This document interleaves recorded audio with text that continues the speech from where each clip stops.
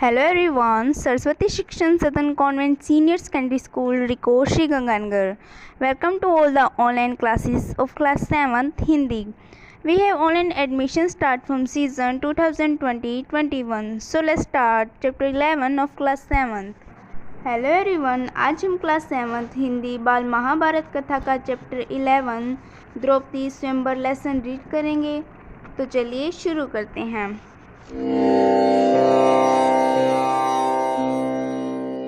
जिस समय पांडव एक चक्रा नगरी में ब्राह्मणों के वेश में जीवन बिता रहे थे, उन्हीं दिनों पांचाल नरेश की कन्या द्रौपदी के स्वयंवर की तैयारियां होने लगी।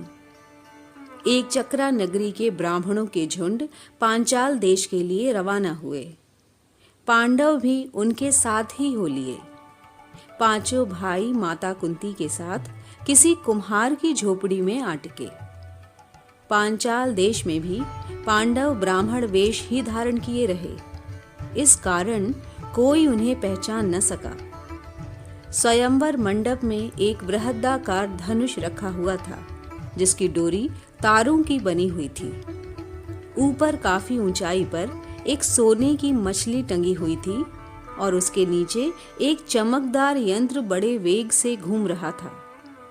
राजा द्रुपद ने घोषणा की थी कि जो राजकुमार पानी में प्रतिबिंब देखकर उस भारी धनुष से तीर चलाकर ऊपर टंगे हुए निशाने अर्थात मछली को भेद देगा, उसी को द्रौपदी वरमाला पहनाएगी।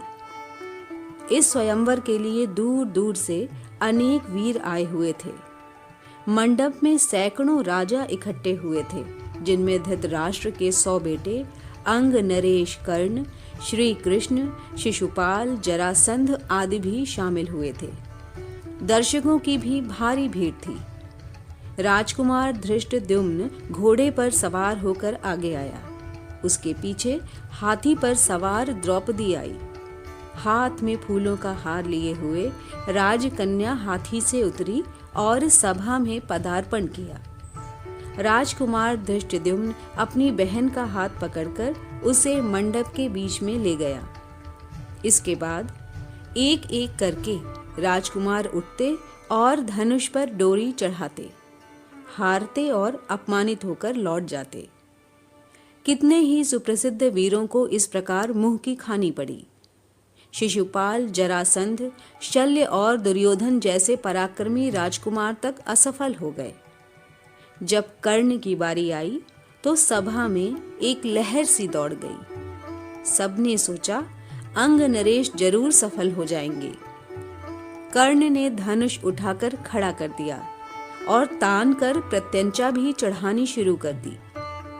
डोरी के चढ़ाने में अभी बाल भर की ही कसर रह गई थी कि इतने में धनुष का डंडा उसके हाथ से छूट गया और उछलकर उसके मुंह पर लगा।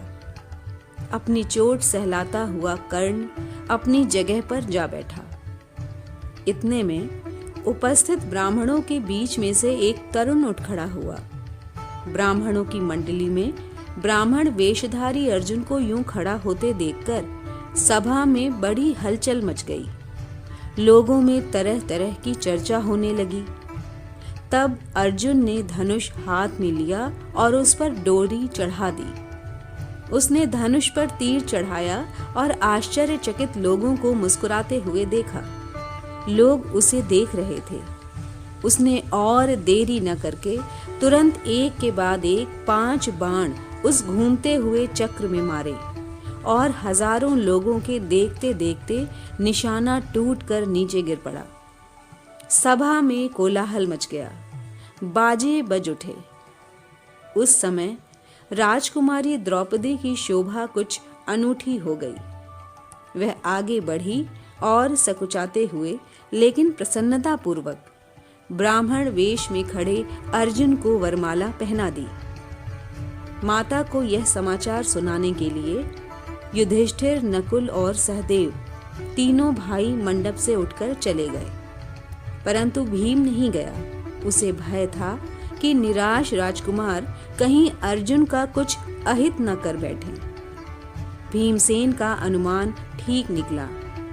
राजकुमारों में बड़ी हलचल मच गई। उन्होंने शोर मचाया। राजकुमारों का जोश बढ़ता गया। ऐसा प्रतीत हुआ कि भारी विप्लव मच जाएगा। ये हाल देखकर श्री कृष्ण, बलराम और कुछ राजा विप्लव मचाने वाले राजकुमारों को समझाने लगे। वे समझाते रहे और इस बीच भीम और अर्जुन द्रौपदी को साथ लेकर कुम्हार की कुटिया की ओर चल दिए। जब भीम और अर्जुन द्रौपदी को साथ लेकर सभा से जाने लगे तो द्रुपद का पुत्र धृष्टद्युम्न चुपके से उनके पीछे हो लिया। कुम्हार की कुटिया में उसने जो देखा उससे उसके आश्चर्य की सीमा न रही। वह तुरंत लौट आया और अपने पिता से बोला, पिताजी, मुझे तो ऐसा लगता है कि ये लोग कहीं पांडव ना हों। बहन द्रौपदी उस युवक की मृगछाला पकड़े जब जाने लगी तो मैं भी उनके पीछे हो लिया। वे एक कुम्हार की झोपड़ी में जा पहुंचे। वहां अग्निशिखा की भांति एक तेजस्वी देवी बैठी हुई थी। वहां जो बातें हुई उनसे मुझे विश्वास हो गया कि वह कुंती देवी ही होनी चाहिए। तब राजा द्रुपद के बुलावा भेजने पर पांचों भाई माता कुंती द्रौपदी को साथ लेकर राजभवन पहुंचे। युधिष्ठिर ने राजा को अपना सही परिचय दिया। ये जानकर कि ये पांडव हैं, राजा द्रुपद फूले न समाए। उनकी इच्छा पूर्ण हुई। महाबली अर्जुन मेरी बेटी के पति हो गए हैं तो फिर द्रोणाचार्य की शत्रुता की मुझे चिंता नहीं रही।